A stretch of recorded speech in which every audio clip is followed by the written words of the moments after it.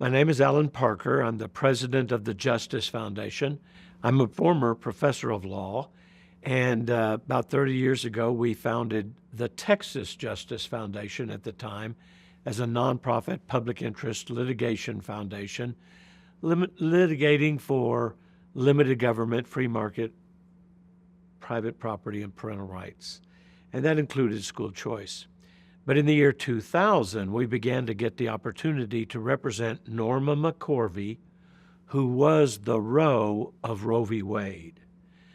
And we represented Sandra Cano, who was the Doe of Doe v. Bolton.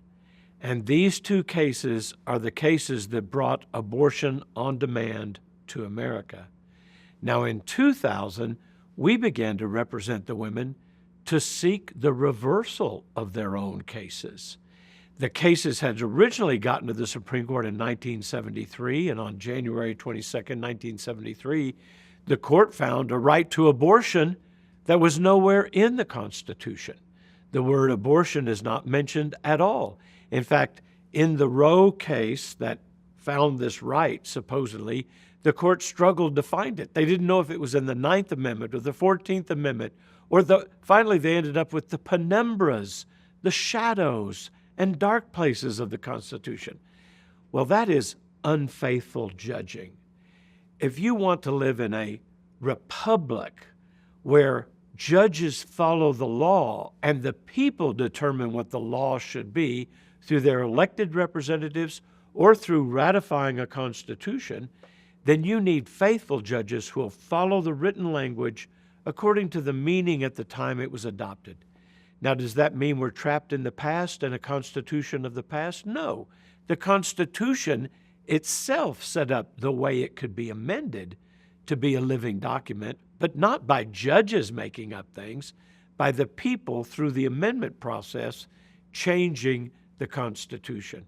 And in fact, we've done that about 26, 27 times now. And even some difficult things came about through amendment, like women's right to vote. Now, if you think about that, in the beginning, women couldn't vote. Only men could vote.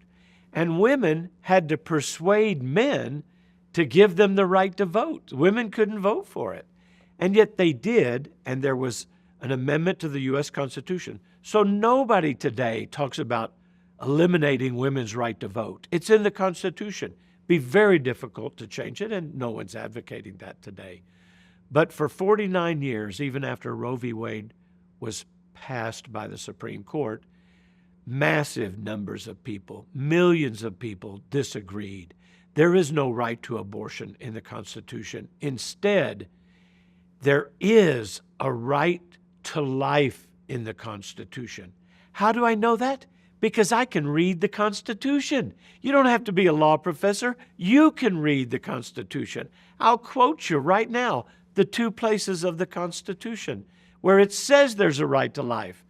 In the Fifth Amendment to the Constitution, it says, "No person shall be deprived of life without due process of law." And why was that in the Fifth Amendment? That was the first 10 amendments to the Constitution, known as the Bill of Rights, that even before the Constitution was ratified by the people, they wanted some more protections for the people. And the most fundamental thing that a government can do is to protect human life. Governments are instituted by people because they want protection from people and lawless people who will come in and steal, kill, rape, rob, and destroy your country if you don't protect it. That's why we have governments of the people, by the people, and for the people. So there was no right to life in the original Constitution. Expressly, the Fifth Amendment said it should be in there. And by the way, I'll just point this out. God has a set of commandments called the Ten Commandments. And the fifth commandment of God's commandments is, "Thou shalt not murder." And even in the founding of our country, we knew that "Thou shalt not murder" was the fifth commandment. We made it the Fifth Amendment of the Constitution. And then, after we had a great bloody civil war because of the gross crime against humanity created by the Supreme Court in the Dred Scott decision, which before the Civil War said slavery is part of the Constitution and always will be. And I even hate to repeat these words that the Supreme Court said. It said, African Americans are an inferior people and shall never have rights that white men need to respect.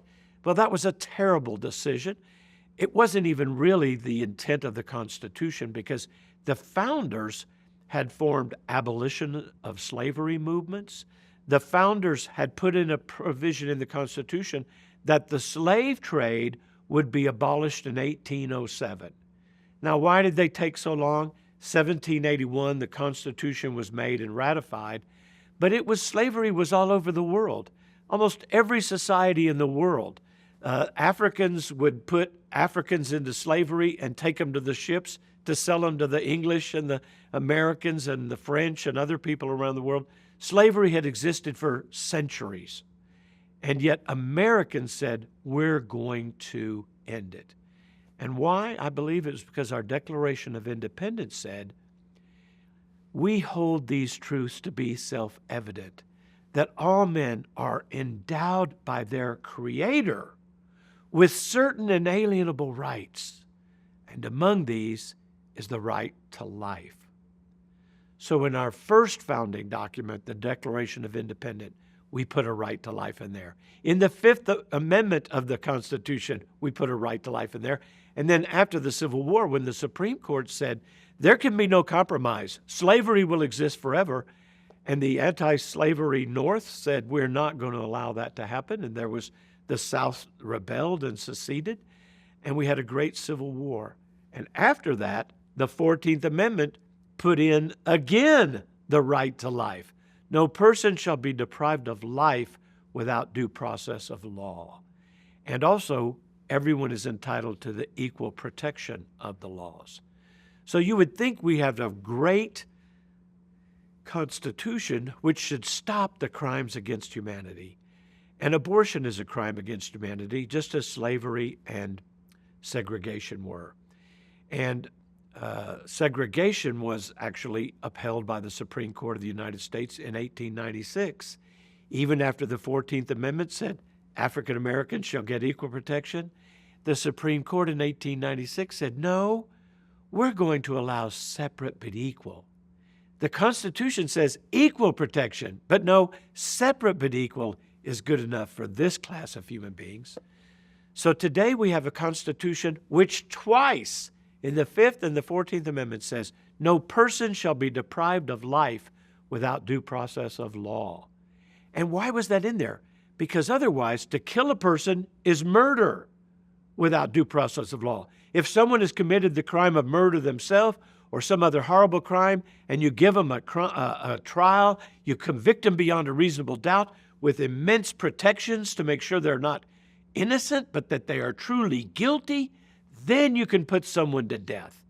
But the child in the womb has done nothing wrong. Even if the father is a rapist, the child has done nothing wrong. And I want to say this about the rape exception. Rape is horrible. I represent thousands of women who've been hurt by abortion. And women tell me that there are two courses they can take. Some of them said, I've got to have an abortion, and they had one. And the strange thing is, they began to feel like a murderer, that they had taken the life of a separate, living, unique human person who was innocent. And they've said, before I felt like a victim, now I felt like a criminal. So that guilt from killing another human being came upon them. And what was supposed to be the answer instead was a doorway to pain. Now, there's other women who may have said, I'm going to keep this baby. And as strange as it may seem to us who've not been raped or lived through the circumstances, actually giving life in the midst of tragic circumstances for many women, as they've testified themselves, giving life can be healing by bringing life out of a terrible, tragic situation, even if they choose not to raise the child. And today, no woman in America has to parent a child if she doesn't want to. Every child in America is wanted legally because all 50 states have a safe haven law. And under the safe haven law, a woman is free to relinquish her child at a hospital or fire station or other safe place on the day of birth or up to a certain period of time after birth. So this is the humane solution for the future. Whenever anyone views this, I think they'll say, this was the solution that had to come into being. We don't have slavery anymore. We don't have any segregation. No exceptions to slavery. No exceptions to segregation. There should be no exceptions for abortion because every woman can simply surrender her child, and in exchange for some months of pregnancy, which is serious, she'll relieve 18 years of freedom from parenting obligations. And without killing the child and hurting herself, she can have the freedom of Roe v. Wade without death and destruction in her own life.